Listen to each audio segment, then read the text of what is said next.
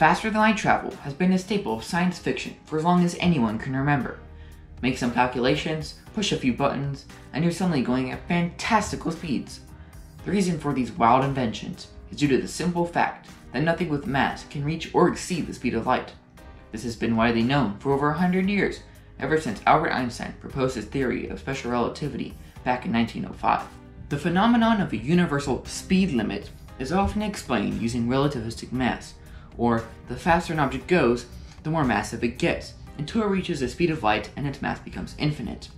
This requires infinite energy, which is of course impossible. However, the concept of relativistic mass is kind of controversial among physicists, and hasn't been definitely proven.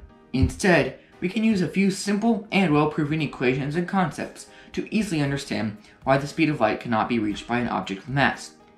Normally, when we add two velocities together, it's a simple addition problem. However, Einstein added a correction that shows that even if you can get a spaceship going 99% the speed of light to launch a capsule going 99% the speed of light relative to it, you will still not reach the speed of light relative to any observer.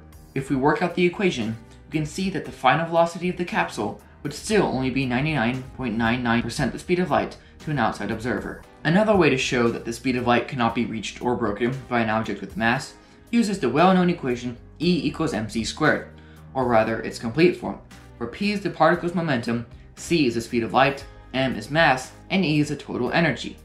Although this formula seems complex, we can apply the Pythagorean theorem and draw it as a right triangle with the hypotenuse of E and legs of PC and mc squared.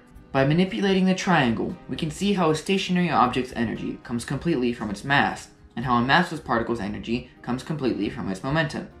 And by using the information that a particle whose energy is equal to p times c has no mass, we can assume that it is able to travel at light speed and set velocity equal to c. When we add it to this equation and rearrange it a little bit, we get a formula for velocity.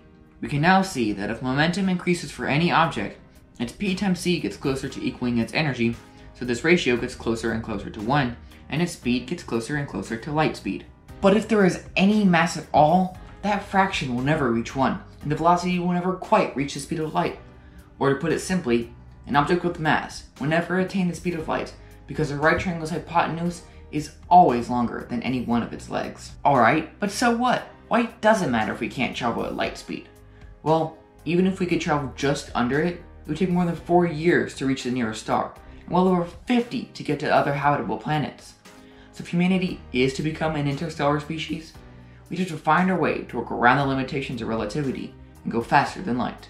Thank you for watching.